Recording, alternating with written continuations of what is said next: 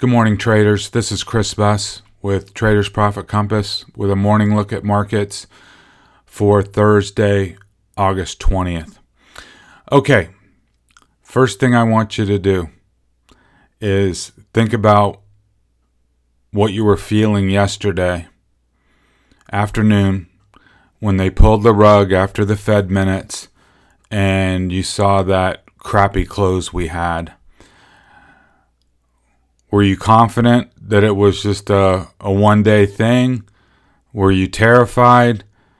I think it's important to, get in touch with kind of your mental framework when you saw that sell-off. Because this morning, I could throw the kitchen sink at you and have you walking towards the, your window to jump out of. We can talk about double tops. We can talk about bearish divergences. We can talk about narrowing breadth. There's 101 yellow flags for this market, and they've been out there for months and months and months, and we've been going up. So all those things may play out, but they haven't played out yet. So what I want to do this morning is I'm going to spend a little extra time on the indexes to give you a kind of a clear technical look at where we stand in regards to price and what to look for evidence that things are changing. So, starting with SPY. We've got the 4-hour channel. We've been talking about it for weeks. We've been testing the low side. And yesterday, even though we tagged all-time highs, we're still at the low side of the channel. So yesterday, and it's hard to see here, but we're right on that trend line. Okay? If we start seeing closes below 335, say between this 335 and let's say 327 level, we need to sit up in our chair taller, recognize that things are changing, because we would be below trend on the 4-hour channel and potentially make a few adjustments in our portfolio. Obviously, I don't know how you're positioned. I don't know how much leverage you've got on. I don't know anything about, what you've got, whether you've got massive embedded gains because you've been in this portfolio the whole time, or you got in yesterday. I have no idea. So, if I was loaded with longs and price started dropping into, this area, I would think about, some protection. I would think about paring back a few stray longs that you really weren't committed to. I don't think there needs to be wholesale panic in this zone, but prudent caution is how I would phrase it. Simply for the fact that we've broken a long-standing, medium time frame channel. Okay? So, key off of 335, key off of, 327 if you're a long-term type investor / swing trader. And this would be, an area of caution. So let's drill down to the hourly chart. If you're more of an active trader or you want to be more attuned to shorter time frame changes, I think this hourly chart gives you a nice time frame to watch. Okay. One of the first things I do when I'm starting to size up a chart is, number one, where's the main trend? We're obviously in a nice uptrend. Where is RSI? Anything above 50 is unquestionably bullish. Same thing for PPO. If it's above the zero line, it's bullish. Now, that doesn't mean you can't have places where momentum rolls over, but as long as the PPO momentum is above zero, it's operating in its bullish regime. Same thing for RSI. When you've been chugging along here above 50, holding trend, it's still bullish. Okay? So, today and then the days going forward, here's that 335.60 level that we talked about on the other chart. We can come down and test this level, and as long as that holds, everything is absolutely fine. No question about it. No reason to panic. There's really no reason to do anything as long as that 335.60 holds. Okay? If we were to come down and break that level today or, tomorrow and the days ahead, we should expect a move down to this 331 area. Okay? That's not a catastrophe, but it is a change, something to make note of. What would probably happen here is, RSI would break trend and be operating, down in this lower range. Same thing for momentum. If we drop down in this 333, 332 area, 331s, momentum will drop below zero. And what that means is, unless there's a reversal, price is likely to move lower. Okay? I would be much more concerned if we lost 326 for the bulls. Okay? If we lose this, it's recoverable. It's happened before. 326 is a nice level because you can see from the volume over price profile, there's a lot more support coming in down here, whereas up here, there's a relative air pocket. So I can certainly envision a scenario where 335.60 could break, and then we move into this area where it might be choppy trading, or we might just come down, make a tag and go up. So there's a great trend line for you to follow and a couple of nice clean levels to get an assessment where we're at. Let's take it down a notch further. 30-minute chart.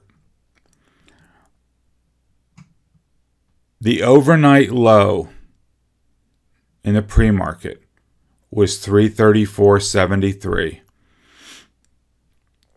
Okay? Basically right in this area, right, in between, this 334.33 area right in here. Okay? And now we're bouncing in the pre-market and, up in this area, 335, 336 area. If you're an active trader, okay, don't be surprised if price, once the market opens, comes back to retest this 334.73 overnight low. It's a pretty common technical move. If we come down back in this area, it may go ahead and fill this gap down to 333 and then bounce, or it may just come down to this overnight low and then bounce just for a double check. But I think your key today is 335.62. I think if price can hold that level and close above that level today, this little sell-off will have been contained, at least for today. We do have gaps below. You can see them in purple. They'll get repaired eventually. They normally do. So if price moves into these gaps, use your gap rules, where the bottom of the gap would typically be a place where you'd look for a bounce. But if you don't get it, you can be short below it for further downside. So if I were an active trader and, we opened, somewhere up in here, 336, 337, wherever it may be, and then we go down and break below this 335.62, I think you can get short there. And your first objective would be this overnight low test, and then see if it goes ahead and fills the gap, and that would be a nice little trade to start the day. And then just take your levels from there. So I think that pretty much sums it up. PPO is rolled over. RSI below 50. So, right now, after the rejection from yesterday's high, we're kind of in a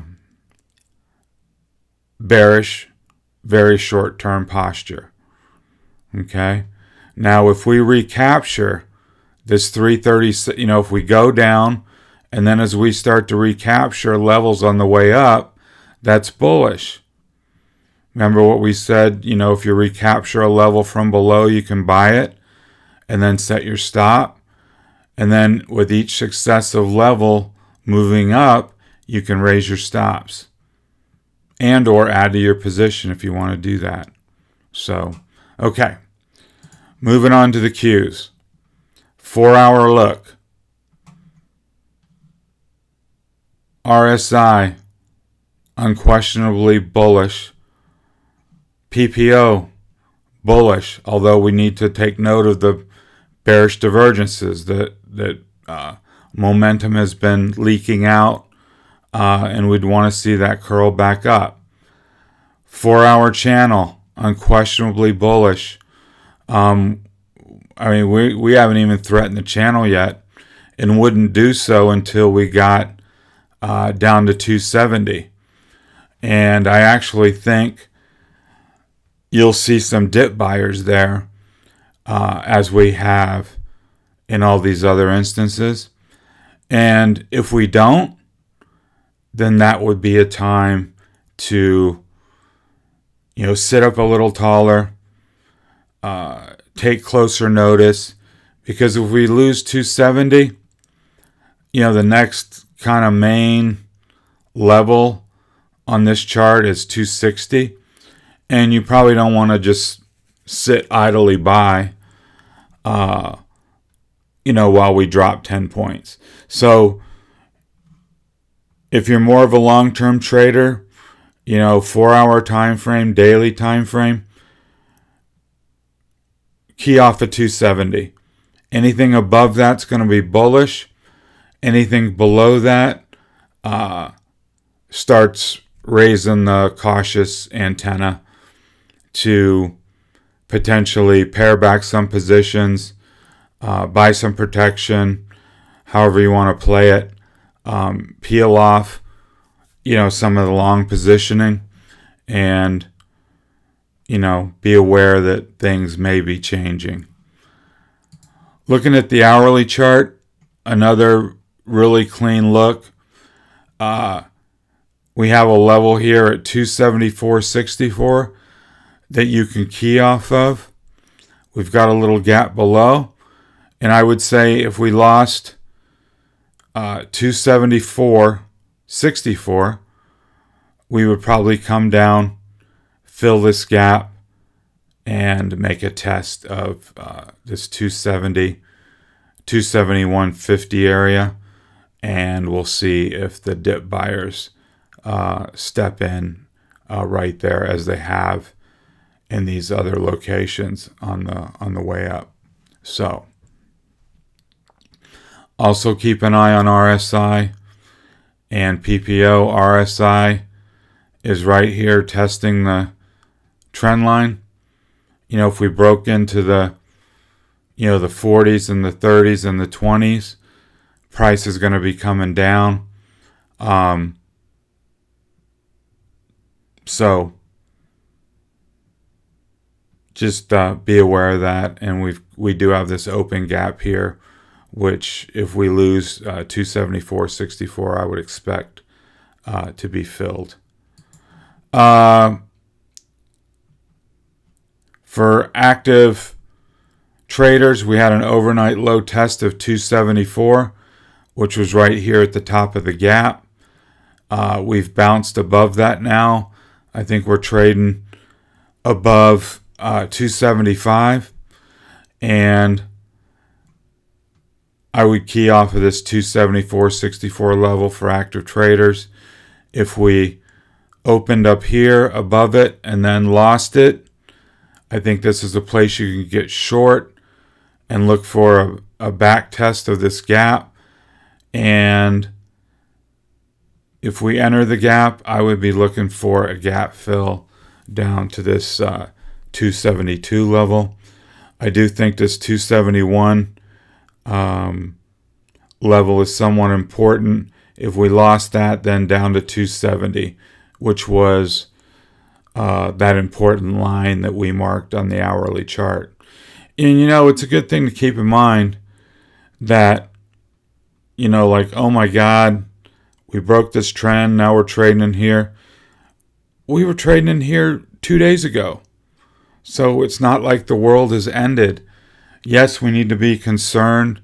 Yes, we need to, increase our caution to make sure this doesn't morph into something a lot bigger. But, as it stands now, we're trading at a level that we were at on Tuesday. So, or Monday, excuse me. Yeah, Monday and Tuesday right here. So keep it in perspective. Use your levels if you're an active trader. If we come down and bounce, you can buy on the way back up, as we've discussed many times. Moving on to IWM. We don't often look at the 4-hour trend, but I put this trend line in here. We've got a rising wedge. We're still above it. I think the key on this chart is 155. If we break the wedge and lose 155, I think we're coming back towards 150. And if we lose 150, we're back in this big value range between 150 and 136. And I think that 150 is a really big level, because remember what we say, when you break out of a big level and then you fall back within it, the target becomes the bottom of that range. So if we were to go back below 150, I would definitely be leaning short and looking for a move back down towards 136. I've been questioning this value rotation. It just, if it was going to go I would have thought it would have gone, after this consolidation. I was looking for, if it was going to go, just, pop 160 and go. But it had a real hard time. And I'm thinking, people are second guessing this big value run. So anyways, 155 is your first nice level of support here on IWM on the 4 hour. And this shows it even more clearly.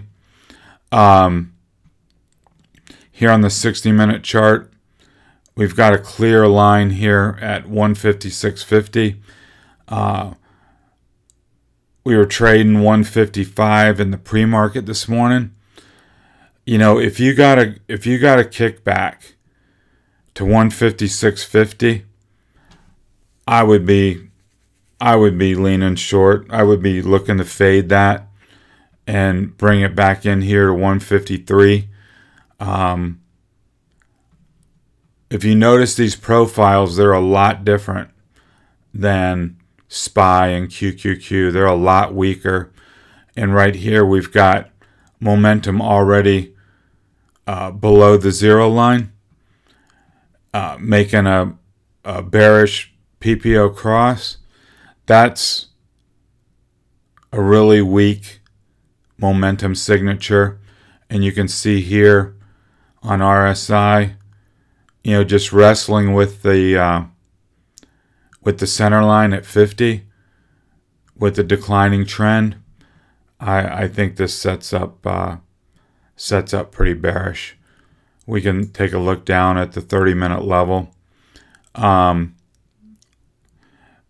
It was tough trading yesterday. I wasn't trading it, but I could have imagined it was tough. We broke above this 156.5, little head fake above 157.5, and then it rolled over to close basically unchanged for the day. But like I said, the overnight low test was 155. We've bounced a little. If you got a nice bounce into 156.50, I think it's worth a chance to fade that and come back down here to 155 and potentially 153. So that wraps it up for the indexes. And let me try to summarize it for you.